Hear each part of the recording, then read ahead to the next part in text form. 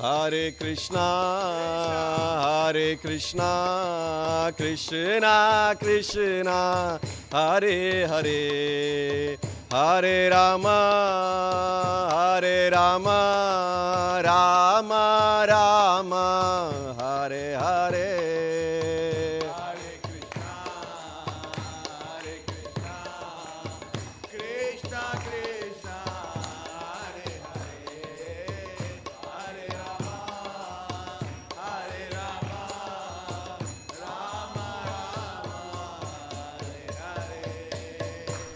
Jai Radha Kala Chanji, Radha Kala Chanji Radhe.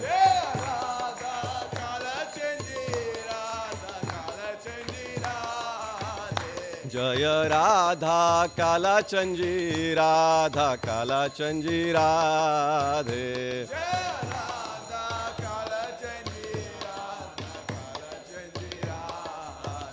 Jaya Radha Kala Chanji, Radha Kala Chanji Radhe.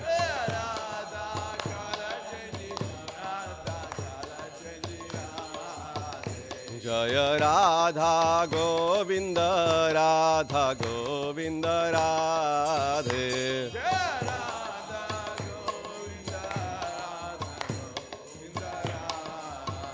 Jaya Jagannatha, Jaya Jagannatha, Jaya Baladeva, Jaya Subhadra.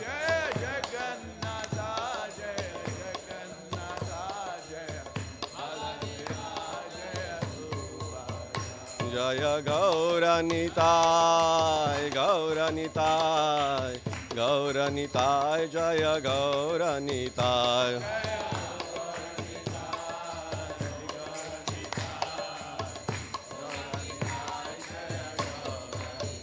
Jaya Jaya Prabhupada, Prabhupada, Prabhupada, Jaya Jaya Prabhupada.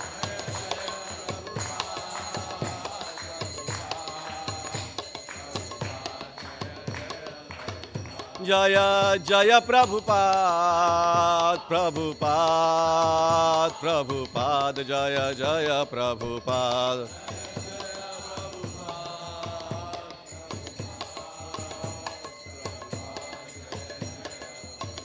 Jaya Jaya Prabhupada, Prabhupada, Prabhupada, Jaya Jaya Prabhupada.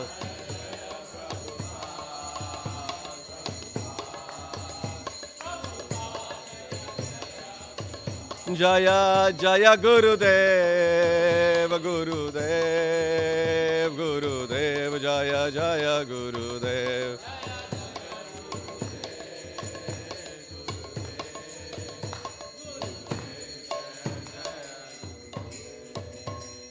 Jai Gaur Premanand. Hari Hari Bol.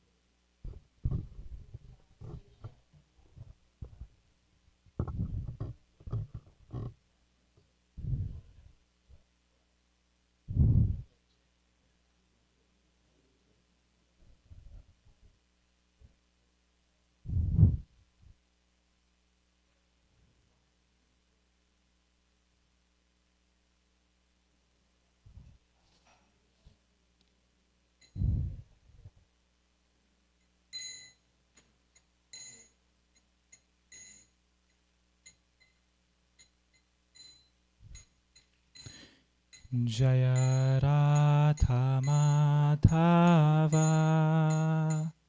Kunja Bihari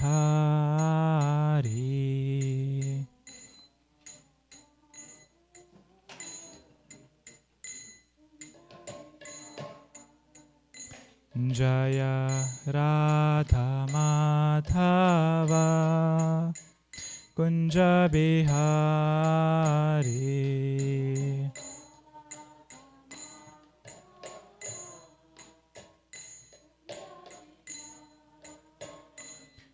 Jaya Gopi Jana Vallabha Girivaradhari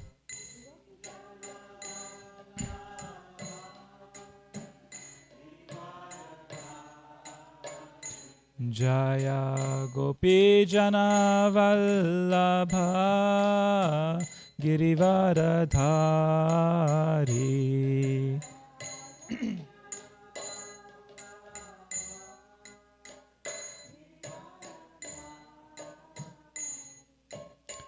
Yashodanandana Braja Jana Ranjana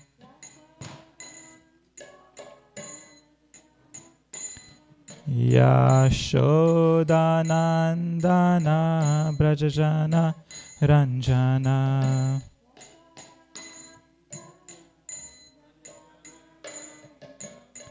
Yamunatira Vanachari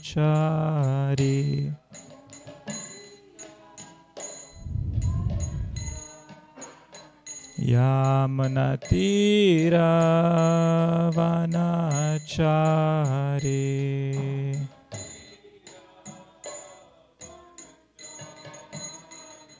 Jaya Radha Madhava Kunja Bihari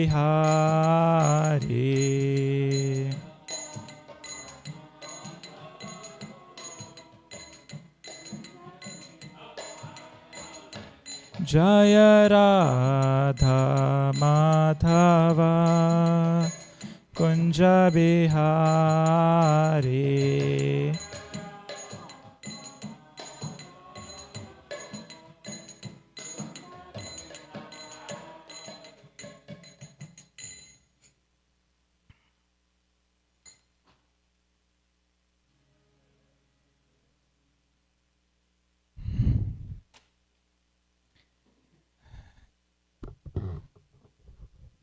We can say the prayers together.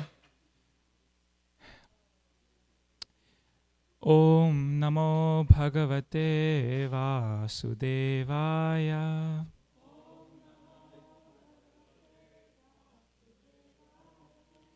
Om Namo Bhagavate Vasudevaya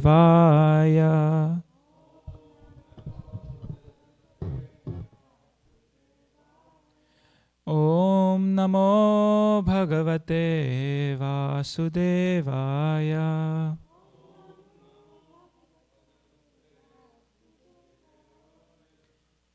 Narayanam Namaskrityam Naram Chaiva Narottamam Devim Saraswatim Vyasam Tato Jaya Udirayet Nashtaprayeshva Bhadreshu Nityam Bhagavata Sevaya Bhagavate Uttama Shloke Bhaktir Bhavati Nestiki.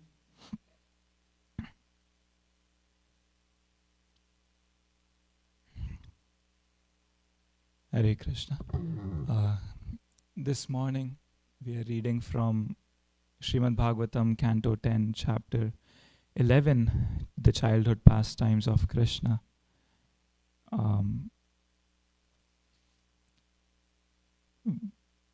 Before this, we discussed the beautiful pastime of Krishna, where he liberates the two brothers, the trees, when he was tied to the wooden mortar and he was crawling through the forest. So he broke the trees and liberated them from the curse. And, based on that pastime, we celebrate the beautiful festival of Damodar. We sing the Amudarashtakam in glorification of that form of the Lord. So now we move on to further pastimes of the Lord, and today we only cover one verse, which is 10, 11, 11. But I would like to start with the translation of 10, 11, 10, which is Krishna's interaction with the fruit seller. Very famous pastime and very instructive. Very simple, very short and sweet, but very instructive and very beautiful pastime of Krishna. So we can, yes, do we go around? Or?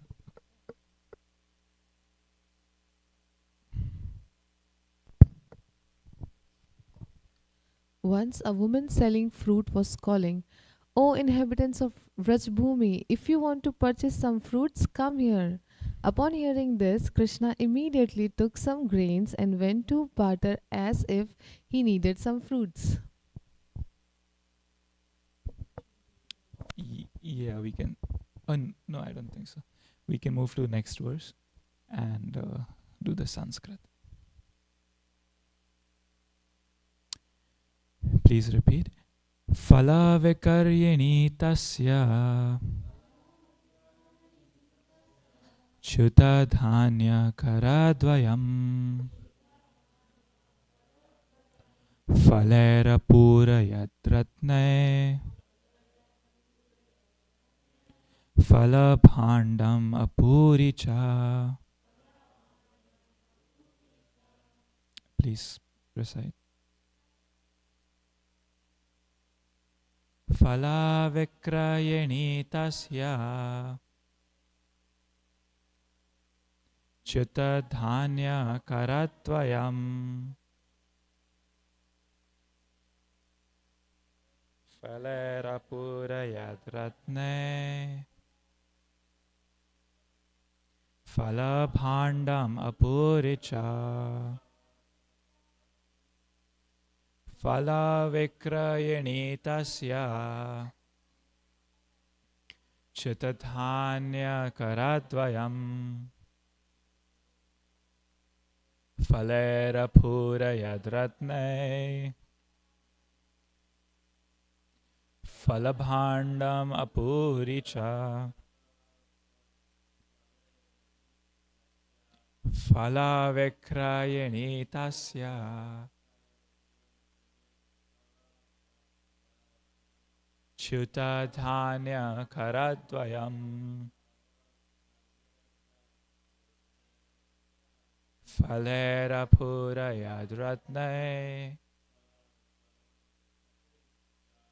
phalabhandam apuricha. Mataji's. Phala vikrayani tasya chuta dhanya karatvayam phalera purayad ratne phalabhandam apuricha. Synonyms together. We can do it together. Phala vikrayani. We can do it together. The aborigine fruit vendor who was an elderly woman, Tasya of Krishna, Chitadhanya, the paddy he brought to barter, having mostly fallen, Karadvayam, palms of the hands, Phale apurayat, the fruit vendor filled his small palms with fruits, Ratnai, in exchange for jewels and gold, Phalabhandam, the basket of fruit, apuricha, filled. Translation and purport by His Divine Grace A.C. Bhaktivedanta Swami Srila Prabhupada Ki Jai. Translation together. While Krishna was going to the fruit vendor very hastily, most of the grains he was holding fell. Nonetheless, the fruit vendor filled Krishna's hands with fruits, and a fruit basket was immediately filled with jewels and gold.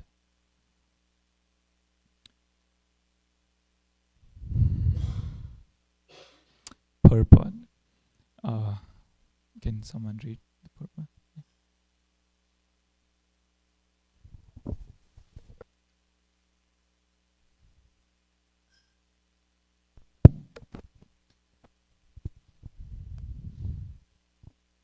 In Bhagavad Gita 9.26, Krishna says, Patram pushpam phalam toyam yo me bhaktya prayachati tadaham bhakti upahritam ashnami prayatatmanaha.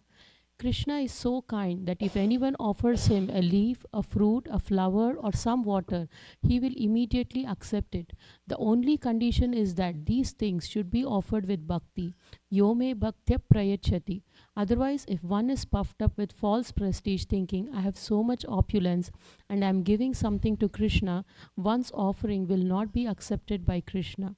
The fruit vendor, although a woman belonging to a poor aborigine class, dealt with Krishna with great affection, saying, Krishna, you have come to me to take some fruit in exchange for grains.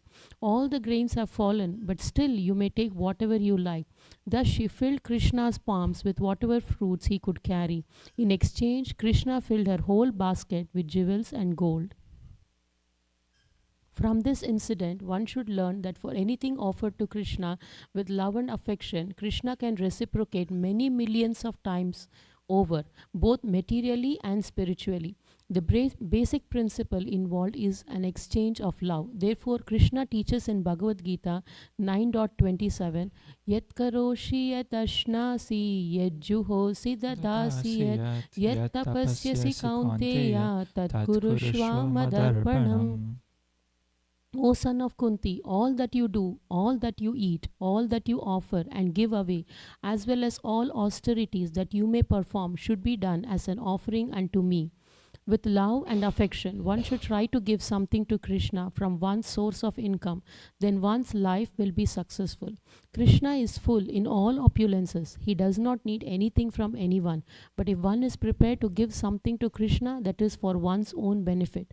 The example given in this connection is that when one's real face is decorated, the reflection of one's face is automatically decorated. Similarly, if we try to serve Krishna with all our opulences, we as parts and parcels or reflections of Krishna will become happy in exchange. Krishna is always happy, for he is Atma Rama, fully satisfied with his own opulence. Thank you. Om Ajnanathimiranthasya Jnananjana Shalakaya Chakshurun Militam Yena Tasmai Sri Guruve Namaha. Nama Om Vishnupadaya Krishna Prestaya Bhutale Srimate Bhaktivedanta Swamin Iti Namine. Namaste Saraswate Deve Gauravani Pracharine Nirvishesha Shunyavadi Paschatya Deshatarine. Jai Shri Krishna Chaitanya Prabhu Nityananda Shri Advaita Gadadhara Srivasadi Gaur Bhakta Vrinda. Hare Krishna Krishna Krishna Hare Hare Hare Rama Rama Rama Hare Hare.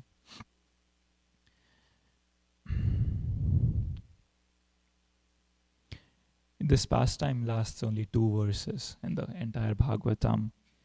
Only 2 verses for this beautiful pastime, where there is this woman who has come to the village, an aborigine, an indigenous resident of Mathura.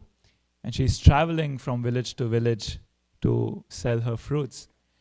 And then she comes across Krishna's, Nanda Maharaja's palace, and calls out, how fruit sellers, they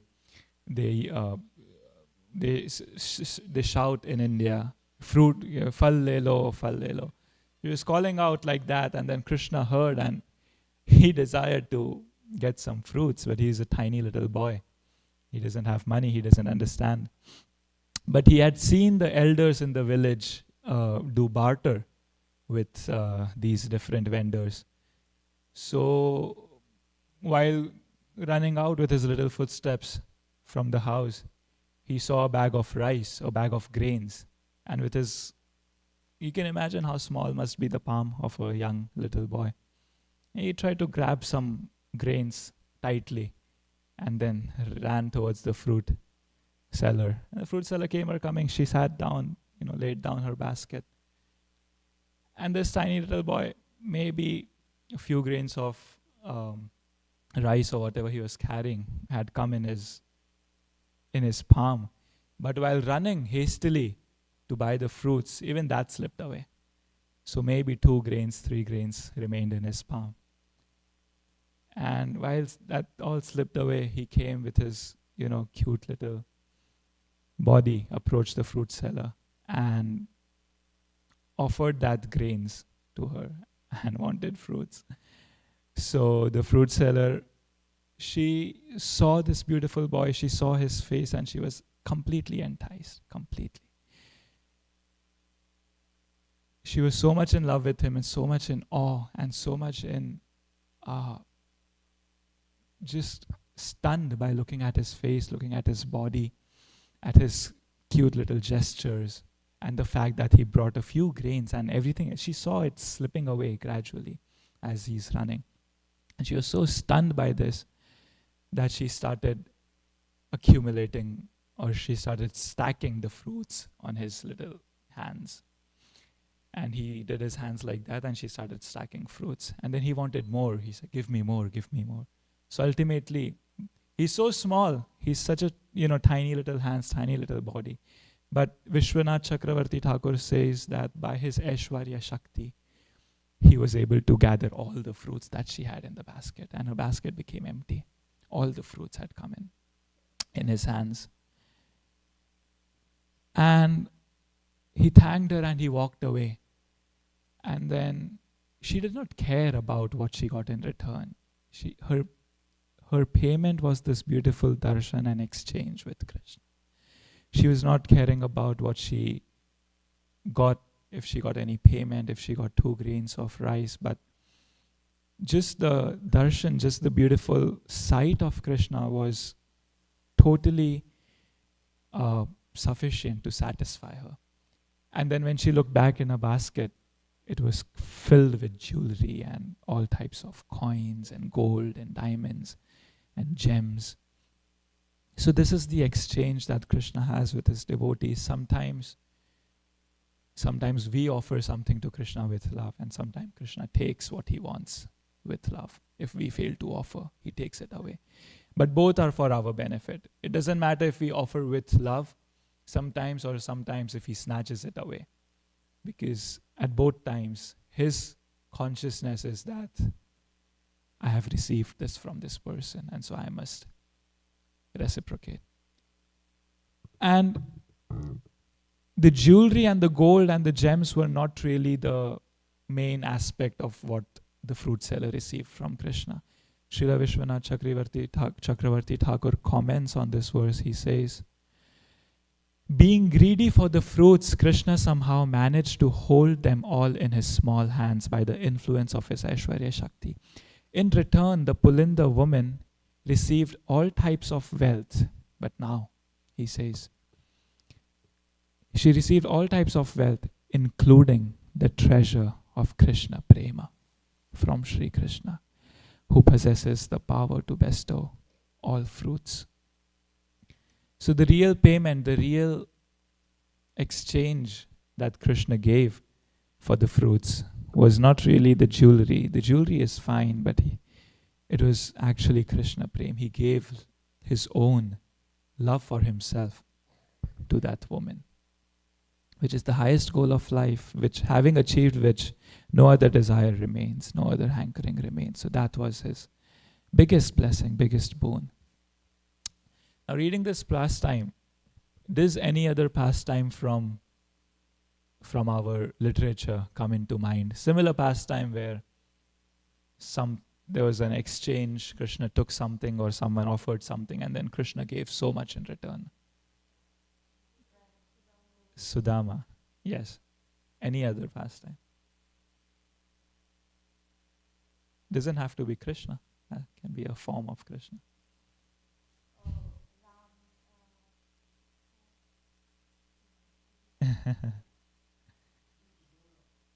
Vidura? Bananas. Yeah. Yes. Banana peels. Shri, yes. I was hoping you would say that. Yes. CC enthusiast. Mataji. Kolavecha Sridhar, yes. Very beautiful pastime. And because this pastime was so small, I actually wanted to read about Kolavecha Sridhar because it is such a beautiful pastime and very described very much in detail in Chaitanya Bhagavat. So, Kolavecha Sridhar. In the Gaur Ganodesh Dipika, it is said that Kolavecha Sridhar is Kusuma Sava, who is one of the 12 closest cowherd boys, cowherd friends of Krishna. So Kolavecha Sridhar is one of these cowherd boys. Now you can imagine what kind of naughty dealings Krishna would have with his friends, right? So similarly, Chaitanya Mahaprabhu had a very interesting dealings with Kolavecha Sridhar. Kolavecha Sridhar was, his name was Sridhar, and Kolavecha was a title given to him, which literally means the seller of bananas. And that was his livelihood. He would sell banana products, leaves, the fruit, stems, and so on. And Sridhar was extremely poor from a material point of view, extremely poverty-stricken. It is said that he was so poor that he wore shredded clothes, torn clothes, and he lived in a broken hut, which the roof of that hut would leak. Imagine staying in a small hut and then the roof is leaking with water. And what kind of lifestyle would that be? Torn clothes. So impoverished that he slept on the floor. He did not have a mattress. He did not have a bed. Nothing to cover the floor. He slept on the floor and he drank from a broken water pot. Did not even have the money to buy a new water pot. So this was his external situation. But Lord Chaitanya Mahaprabhu, ever since he was a child, ever since he would go to go to university or go to Gurukul, he was a student. Ever since he would mess with Sridhar on the way. Sridhar had a stall where he would sell the fruits, and Chaitanya Mahaprabhu was very fond of Sridhar because obviously he recognized him as his eternal friend from Goloka. But Kolavecha Sridhar was under the influence of Yogamaya. He did not know who Chaitanya Mahaprabhu is. So Chaitanya Mahaprabhu would always tease him. Every day he would go there. It is said, I will read from Chaitanya Bhagavat. It is said, Sridhar offered half of what he earned in a day in worship of the Ganges. He was so poor and he was barely earning any money from the business of selling bananas. But even that, whatever he earned, half of that, he would engage in the worship of Ganga. With the other half, he maintained his self. No one recognized him, for everyone thought he was simply a banana leaf seller. He passed the entire night without sleep, while loudly chanting the names of Krishna and Hari. All the atheists complained, due to Sridhar's loud cries, we cannot sleep at night, and our ears are broken. He is a low-class fellow who cannot fill his stomach. Being afflicted with hunger, he stays up all night. These were the complaints of the neighbors. Because Kolavecha Sridhar was a pure devotee of Krishna, of Hari, and he would stay up all night shouting, screaming, yelling Krishna's names out of love. But the people thought he's so poor, he's screaming because he's so poor and he's begging for some money. Sridhar continued to loudly call out the name of Hari with love throughout the night. Now,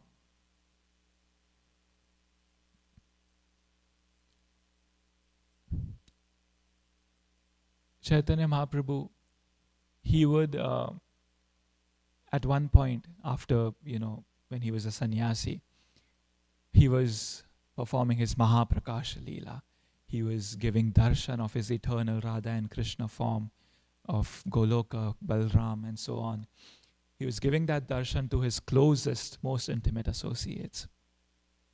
He was revealing his true nature. And while that was happening, there was such a mood of awe and reverence.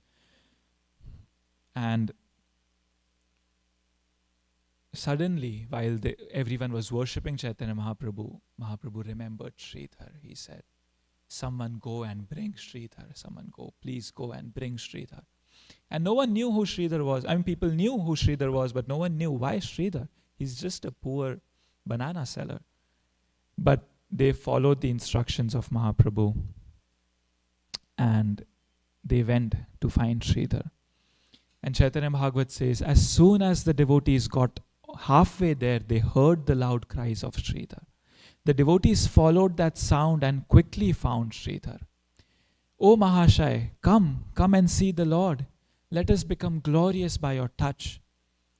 On hearing the Lord's name, now Sridhar, mind you, Sridhar, even though he did not know who Chaitanya Mahaprabhu is, even though he was very much irritated sometimes by Chaitanya Mahaprabhu, we will read why. But even though he was so irritated, he still really loved Chaitanya Mahaprabhu. He was very much affectionate.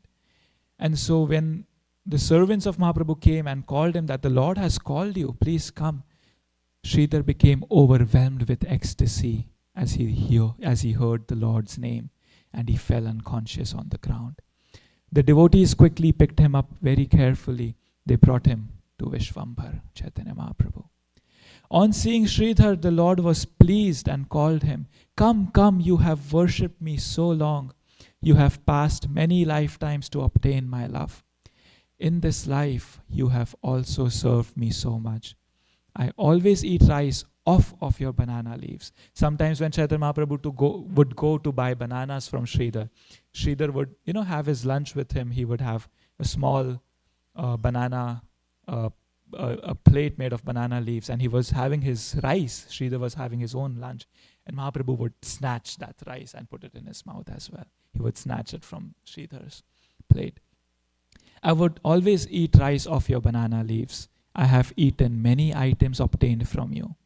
You have forgotten your conversations with me. When the Lord manifested his pastimes as a scholar, he acted like a most arrogant person. Now we are going in the past a little bit.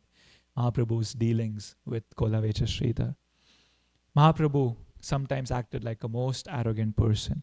Keeping his identity concealed, he enjoyed various pastimes with Sridhar on the pretext of buying banana leaves. The Lord daily visited Sridhar's shop and bought banana leaves, bananas and banana stems. He would daily quarrel with Sridhar for 2 hours and then buy his good for half price. So even though Sridhar was so poor, the Lord would bargain with him. Give me at half the price. Although truthful, Sridhar quoted a reasonable price. The Lord would take the goods at half price. Then Sridhar would stand up, grab hold of the goods, and a tug of war would ensue. Mahaprabhu would snatch, give me half price. And the Sridhar would say, no, this is the right price. And there would be a tug of war. Mahaprabhu was snatching the bananas from Sridhar. In this way, Sridhar and the Lord would shove each other. They would push each other also sometimes. They're pushing and snatching bananas. Just imagine this little child and this older fruit seller who is very truthful. He's very poor.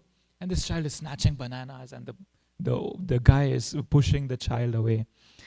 And this would happen. The Lord would say, "Oh brother Sridhar, why do you live like an ascetic when you have so much wealth? Why are you taking the goods from my hands? Don't you know who I am?"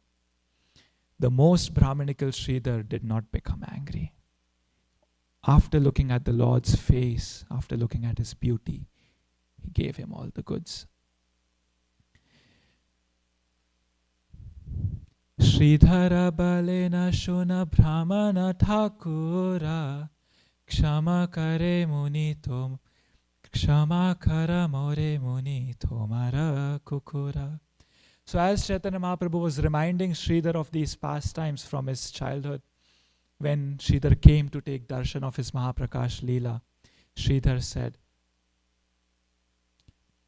well actually this is even before. when they would fight, Sridhar said, "Listen, O respected Brahmana, please forgive me, for I am your dog, Ami Thomara Kukur." The Lord said, "I know you are very clever. You have accumulated so much wealth by selling banana leaves. Are there no other shops?" Sridhar asked, "Are there no other shops? Why are you taking just from me? Go there and buy leaves cheaper." The Lord replied, "I will not give up my supplier. Take my money and give me my stems of bananas." On seeing the Lord's beauty, Sridhar was stunned.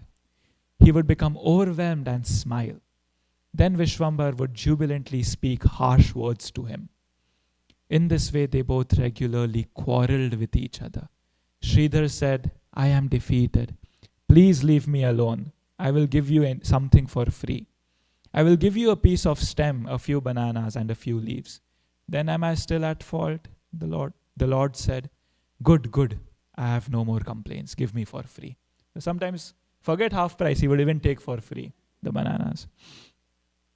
The Lord regularly ate rice off of Sridhar's leaf plates. In this way, the Lord enjoys the gifts of his devotees and does not glance at millions of gifts offered by non-devotees. Even if the Lord has to snatch away something from a devotee, he would prefer that. But he would not look at something that a non-devotee is offering without love. The Lord said, "O Sridhar, look at my form. Today I will award you the 8 mystic perfections." Now we are back to present, where Sridhar has come to take darshan of Mahaprakash Leela. And the Lord is so deeply pleased with Sridhar, because if you remember, there was one quality of Sridhar that even after so much quarrel, it is said Sridhar never became angry. Sridhar's attitude as a devotee, he was so stunned just by the beauty of the Lord. He did not think that, how will I handle a loss like this? He was hand to mouth, but he never became angry. His attitude was, okay, just take it, no problem. So the Lord said, "Sridhar, look at my form. Today you have come here. I will award you the 8 mystic yogic perfections. Matha tuli chahe mahapurusha Sridhara, tamala shamala dekhe sei Vishwambara." The exalted Sridhar raised his head and saw that Vishwambar, the golden boy that he remembered, that golden Vishwambar, now he was blackish like a tamal tree. He held an enchanting flute in his hands, and Balaram stood at his right side. Sridhar saw the entire place was filled with a bright effulgence. On seeing this, Sridhar was struck with wonder. As such, he reeled and fell to the ground. The Lord ordered, get up, Sridhar." Sridhar then regained consciousness by the words of the Lord. All his life, the Lord that he had worshipped, the Lord that he had cried for loudly every single night, the Lord whose names he had chanted all night long and disturbing all the neighbors, that same Lord Krishna Hari was standing before him, and he was no other than this child that used to quarrel with him. The Lord said, "O Sridhar, choose and ask for a benediction. Today I will give you the 8 mystic perfections." Sridhar replied, "O Lord, will you again deceive me? Stay peaceful, for this will not be possible again." "Prabhu bale darashana mora vyarthanaya, avashya paibe vara yei chittalaya. Maga maga puna puna bale vishwambhara, Sridhara balaye prabhu deha eivara. Ye brahmana kadi nila mora khola pata, se brahmana hoka mora janma janmanatha. Ye brahmana mora sange karila kandala, mora prabhu hoka tara charana yogala." The Lord said, "Seeing me cannot be fruitless. You must take some benediction according to your desire." Vishwambar repeatedly said, "Ask, ask." And Sridhar replied, "O Lord, if you must give me a benediction, then give me this benediction. Let that Brahmana boy who forcibly took away my banana leaves be my Lord, birth after birth. Let me always engage in the service of the lotus feet of that Brahmana who constantly quarreled with me. While speaking in this way, Sridhar's love for the Lord increased, and he began crying loudly with his arms raised. On seeing Sridhar's cry, all the Vaishnavas became overwhelmed and also cried. Vishwambar smiled and said, "Listen, Sridhar, I want to make you the king of a great kingdom." Sridhar replied, "I do not want anything. Make such an arrangement, O Lord, that I may always chant your names."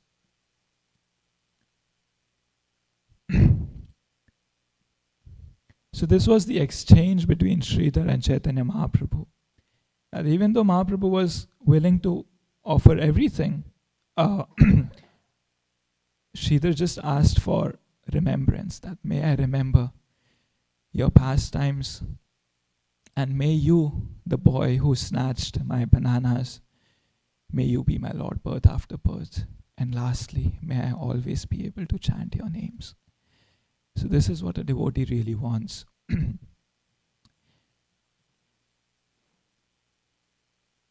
But there's a very instructive thing in this pastime that when Chaitanya Mahaprabhu would snatch away the bananas from Sridhar, even when Sridhar was unwilling to give it to Krishna, why would he do that?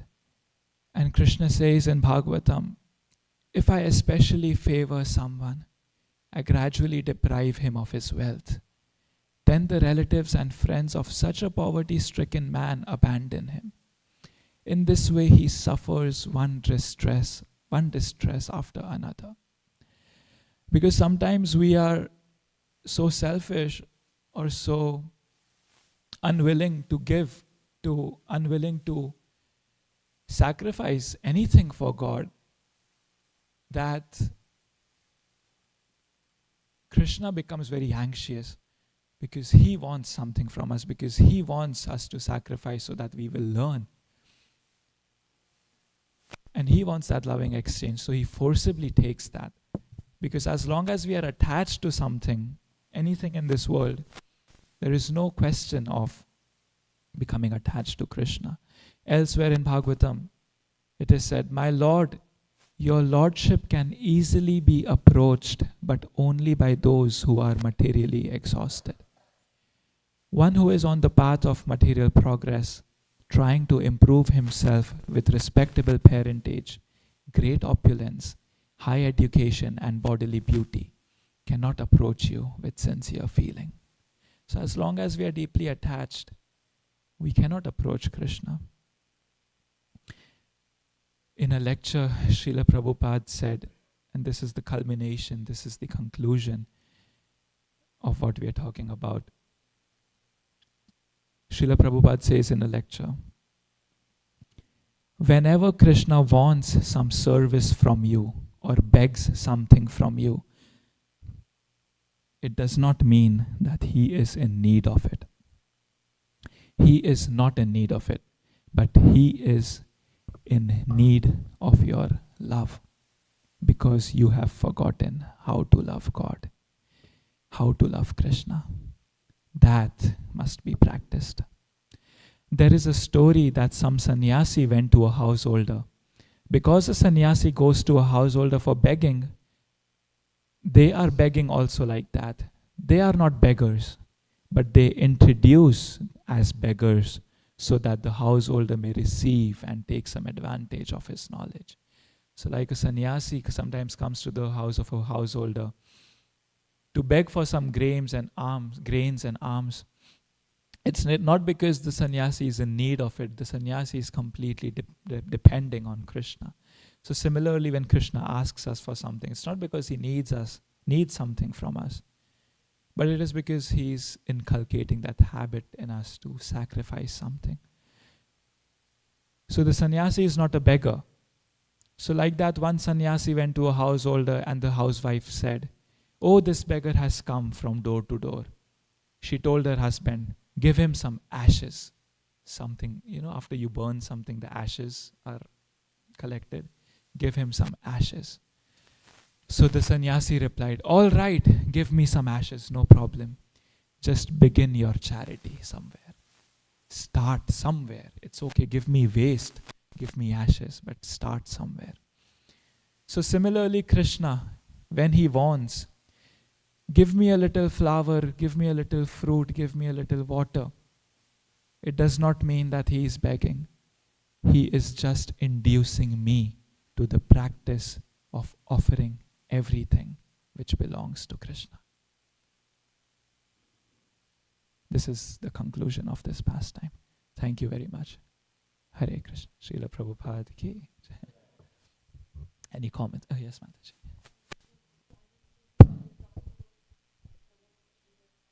Yeah.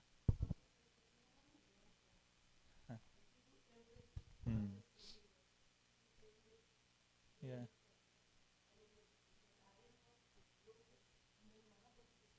Between Mahaprakash, thank you for the wonderful class. It was between before Mahaprakash Leela and when Mahaprabhu was little older, when he took initiation from Ishwar Puri.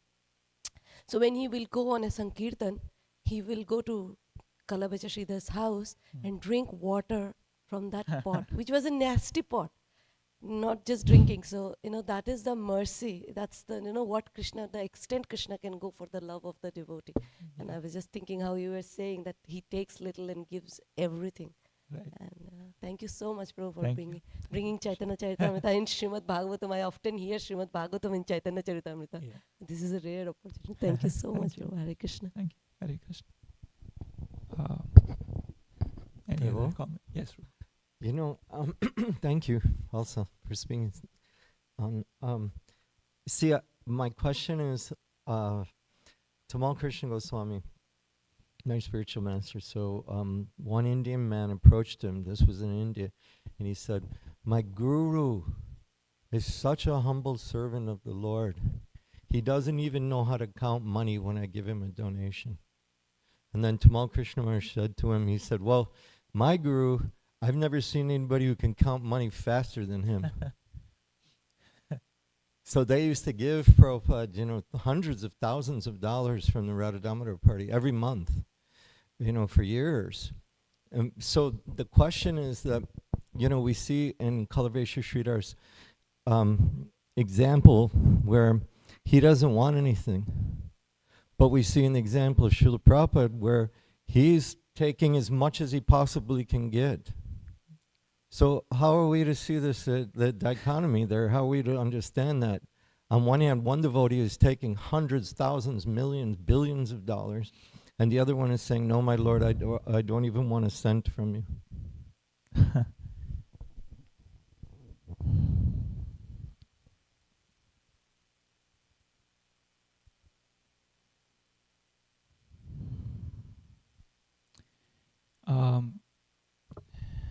I was trying to find a reference, but I think, Prabhu, the principle was that no devotee would accept anything for their own sake. And even if we see Prabhupada, it's very interesting because just yesterday I read this pastime while I was researching, that Prabhupada, one servant was sharing their memories about Prabhupada, and they said that Prabhupada never liked business class seats in an airplane. Even though they had so many, at one point, the movement was booming, so much donation was coming in, and the devotees would always try to book business class, first class seats for Srila Prabhupada whenever he was traveling. But one day, Srila Prabhupada, after the flight, after sitting in business class, Srila Prabhupada said that, why do you buy these first class tickets? We don't eat their food, we don't drink their drinks, we don't watch their movies. It is just a waste of money. Why not just buy economy class tickets? Prabhupada also said that whenever I see some movie playing on the screen, I have to shut my eyes because that impression lasts for a very long time. Prabhupada said that. So we see time and again that Prabhupada rejected personal comfort, or Prabhupada never really misappropriated any funds for his personal comfort or pleasure. Everything for Krishna, nothing for me. That was his motto, that was his mantra, everything for Krishna. And for Krishna's sake, a devotee accepts everything. For Krishna's sake, for the service of Krishna. That's what Prabhupada said, that for the service of the movement, for the service of preaching the Sankirtan movement, we accept all wealth, everything that comes. He said, even the whole world, if it is offered, then even that is not enough. Even if the whole universe, the wealth in the whole universe is offered for the Sankirtan movement, then that's not enough. So, yes, I think that is the test even for us, I guess, that how much do we accept for our own pleasure and how much do we accept and use for the sake of service.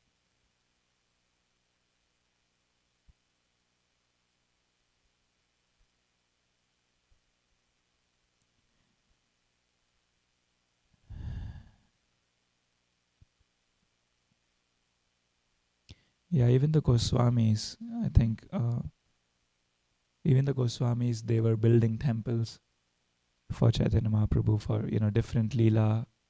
They would recognize and identify different Leela pastimes in Vrindavan. And they would accept so many donations from businessmen, even though they themselves, they were living in an extremely poor condition, wearing loincloths, begging on the streets, chanting Krishna's names and only having maybe a few grains of rice, some water in the whole day. But they were accepting so much money, so much wealth for building these beautiful temples that we see today in Vrindavan, Mayapur. So I think that is the principle. Thank you. Thank you very Prabhu. much.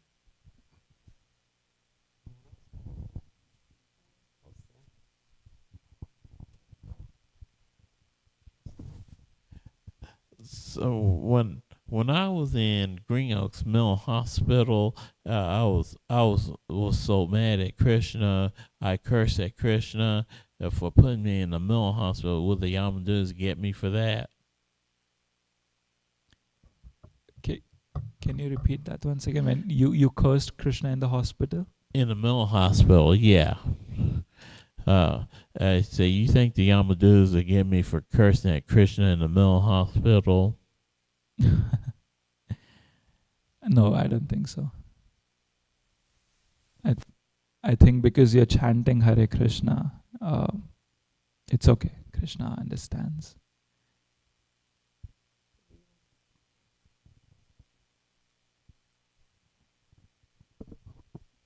Thank you, Prabhu, again for such a beautiful presentation of bhakti. I wanted to ask a question similar to what Narottam Prabhu asked. It seems like when Lord Chaitanya was presented with the opportunity to meet with King Prataparudra, he was rejecting that idea because he said, I will for sannyasi to associate with worldly-minded persons, this would be contaminating. And then we see at the same time that Srila Prabhupada, he was, correct me if I'm wrong, but I think he met with Indira Gandhi. Yes. And he was very anxious to meet with these worldly-minded type persons who were nowhere near as pure as King Prataparudra. Yeah. Mm.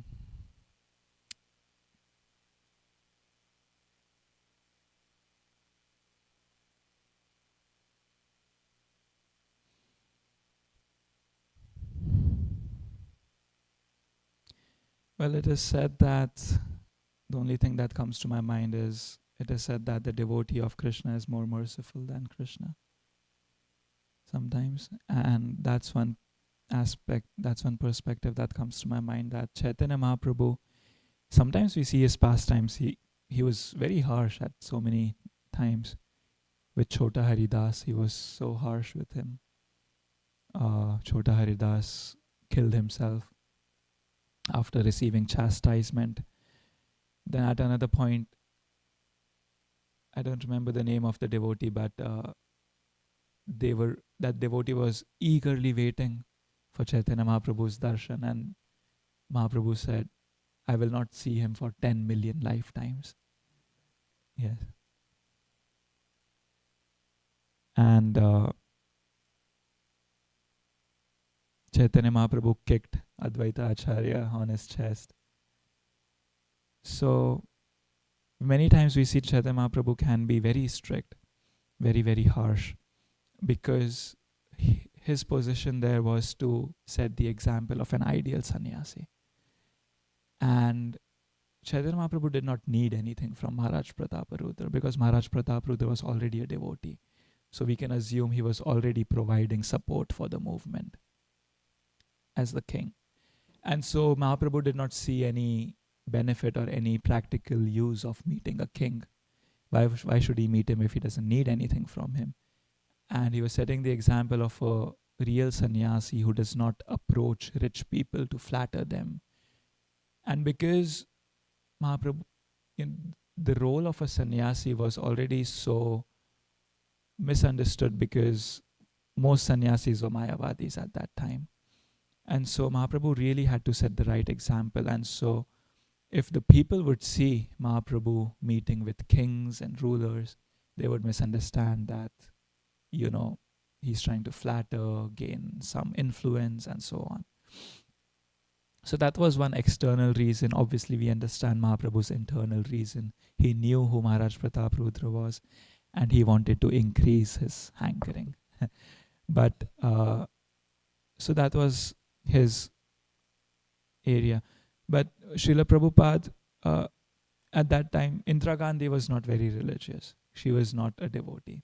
She was not doing anything for the movement. So Srila Prabhupada, out of his own mercy, had to approach Indira Gandhi to engage her in service. So that is a devotee's mercy, that even at the cost of being misunderstood as a sannyasi, he would still approach these people just to engage them in Krishna's service. And he also thought that the more influential people are associated with the movement, the more help we have, the better it is for Mahaprabhu's movement to spread. That's my understanding. Thank you. Yes, Prabhu.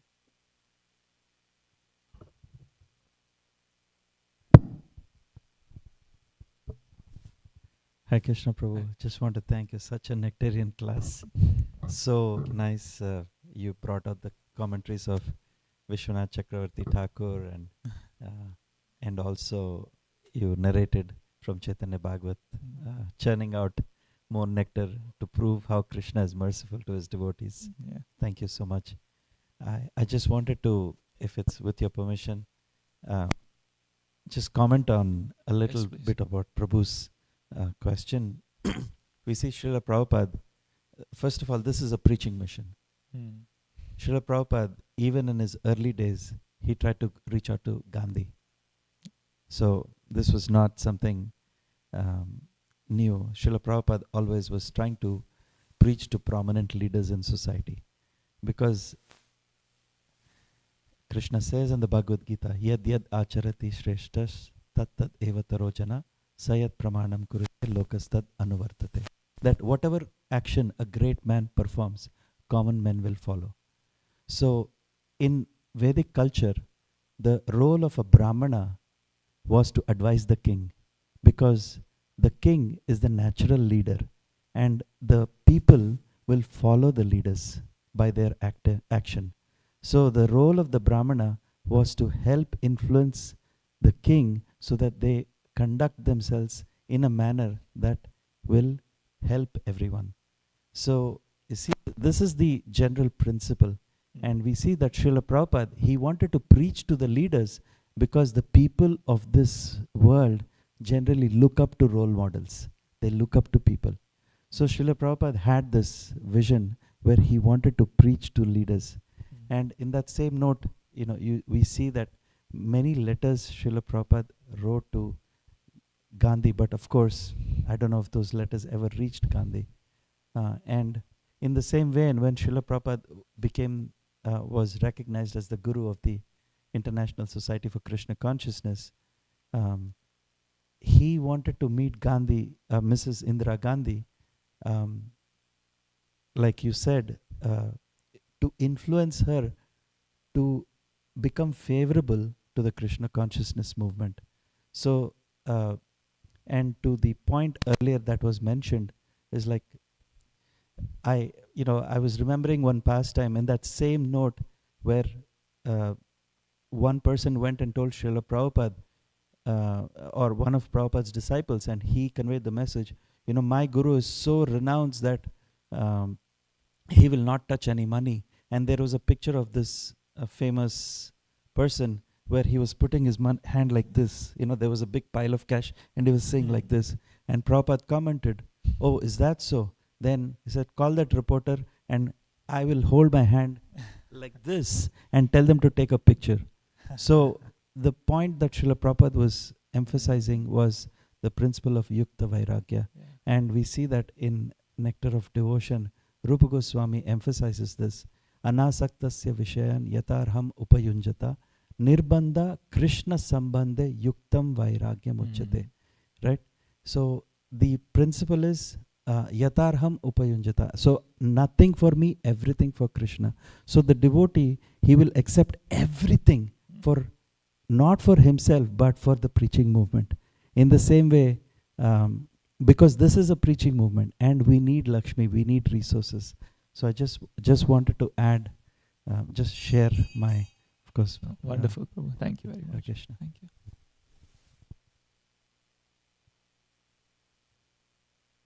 Did we have any other comments? Yes. Jai, thank you so much for a very nice class. Just in response to this question about Prabhupada talking to Indira Gandhi, we see like a pattern that happens repeatedly with Srila Prabhupada, that he put the mission as his top priority, right? Spreading Krishna consciousness all over the world was what he had to do. And if that meant breaking a few, Vedic rules, so be it, As far as rules for sannyasi, Prabhupada broke many, right? Sannyasi is not supposed to cross the ocean. How many oceans did Prabhupada cross? Sannyasi is not supposed to go and, interact with people who are, pound, shilling, and pence, kings, whatever. Prabhupada was always trying to talk to the leaders of society. Sannyasi is not supposed to conduct marriage ceremonies. How many did Prabhupada conduct? So, yeah. And it's kind of like a thing now it's like a whole debate now, whether what is more important, like the rules of, so-called Vedic culture, Varnashram Dharma rules, or the mission. Are we willing to sacrifice the mission just to follow some rules? Are we willing to go for the higher principle and, spread Krishna consciousness, fulfill the prophecy of Lord Chaitanya that the holy names will be spread in every town and village all over the world, and do the needful for that? Or are we going to get stuck, like Smarta Brahmins, just following rules and doing everything by the books at the expense of spreading Krishna consciousness? So Prabhupada set a great example for that. Yeah. Thank you. And ultimately, he's, what Lord Chaitanya said is, I'm not a sannyasi, I'm not a grihasta, I'm not a brahmachari, I'm not a brahman, kshatriya, vaishya, shudra, but gopi bhartu padakamalaya dasasana. So Prabhupada showed that I'm going to do what I have to do to serve Krishna, because my identity is I am the servant of Krishna. My guru gave me an order, I'm going to fulfill that. If it has to go against the sannyas stuff, fine. I'm not a sannyasi. I'm the servant of my guru and Krishna. And that's who I am, and that's what I'll do. Yeah, wonderful. Thank you very much. I think that's a good place to end. Srimad Bhagavatam ki Jai. Srila Prabhupada ki Jai. Hare Krishna.